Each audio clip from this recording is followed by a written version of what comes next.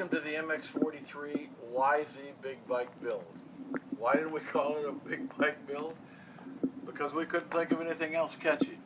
And we're not sure what engine we're putting in it, or we weren't, at least at that time, we're sure what kind of engine we were putting in it. And we've tried 270, we've tried several 295s, we've tried a number of 325s before we finally made a decision on what engine to put in it. And I'll tell you a little more about the engine in a moment. But here we are with the build, and when I first started thinking about this was when I was at the track one day and we were having a conversation with a bunch of guys. We were all talking about the new bikes that are coming out and who wants what and what's for 350 versus 450 and all of that kind of stuff, until one of the guys said, "Have you looked at the new bikes lately? They're 10 grand. That changed the conversation completely. And then we started talking about, well, how do you keep your old bike running and what do you do differently? And one of the guys said, hey, how about two-strokes? Guys seem to be returning to two-strokes a little bit. So it gives the idea that we're going to take a two-stroke and redo it and make it as competitive as a modern 450. So the platform is a YZ250 two-stroke, which is a solid platform. Great performance. It's been around a long time. They're very durable. They have a reputation for being very, very reliable. So that's why we chose the YZ250. And when I decided to do this, I thought, well, I got to bring somebody else in here to help me. And so I contacted master mechanic Bucky Girolami of Suspension by Buck and said, hey, Buck, how'd you like to help us out here and join us on this project? We're going to rebuild an old two-stroke. He was all for it. He jumped right in, but he did say, Art, I'll do that under one condition. I thought, oh no, what's that? He said, we got to do it right. I said, of course. He says, no, you don't understand. He says, we got to do it from the bottom up. He says, any of the old two-strokes that are out there, particularly YZs, you know that if they've been around for a few years, the bearings and the wheels, the linkage, the swing arm, those kind of things need to be replaced. I hadn't even thought about that. We're thinking, let's make it look good, let's give it a little more power, but Bucky said, no, we need this thing to really run smoothly and everything to work. So that's what we're doing.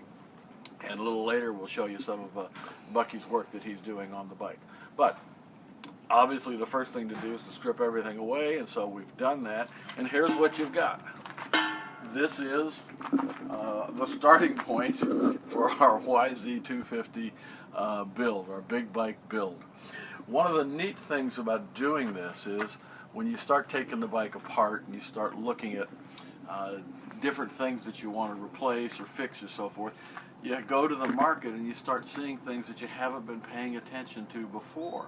So one of the things that we did, I told Bucky, look, let's redo the forks, and we want to put in SKF seals. They're absolutely the best in the industry. There's no question about that. I don't think anybody disputes that. So we went and we got ourselves some SKF seals. But when we did that, we found out there's some new things out there that we hadn't, we didn't even know were there.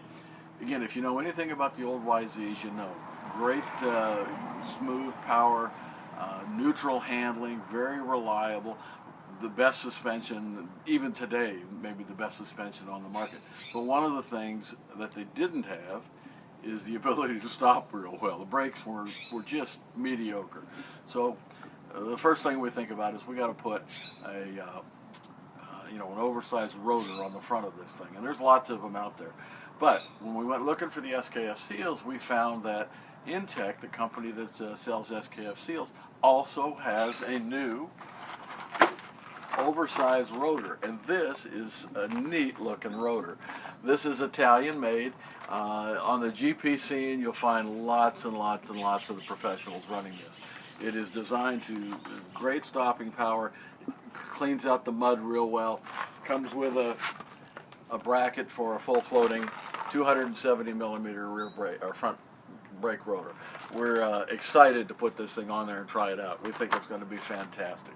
So that's just what happens when you start to do these things. You start looking for different things. One of the other things we found is one of our favorite companies is Fly. We think they make the best riding apparel in the country. They're the best you can get. However, we'd completely forgotten until recently that they have hard parts, and that they've expanded that hard part line to a number of new products. never thought of Fly for chain. They now have a great chain that you can put on, so we went to Fly for that. Well, obviously we need sprockets. Fly has sprockets now for any bike that you've got. So again, they've really expanded their hard parts line.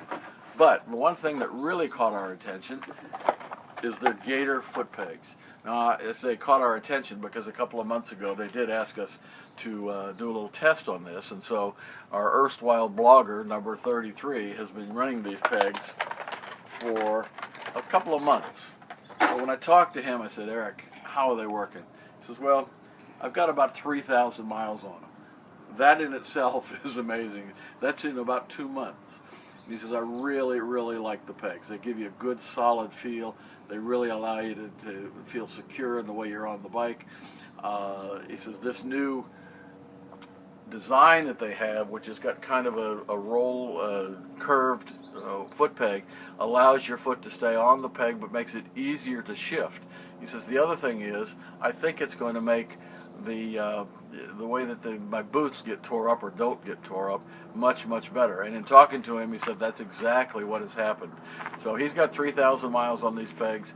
They're dirty. He's been banging into rocks, trees, logs, through streams, riding all over the western U.S. in the last couple of months. But they still look like new.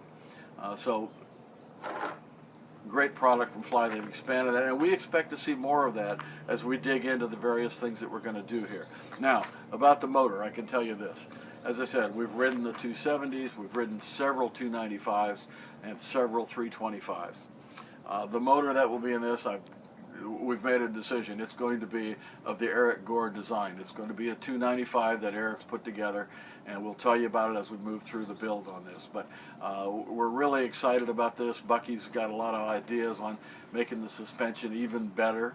And we think we're going to have not only a good looking build, but we're looking to have a good performing build. And then of course we're going to take this bike racing. So stay tuned. We think you'll be interested in the things that we find and what we do, and we look forward to the next video. We're going to have several of these as we go through the build. Thank you.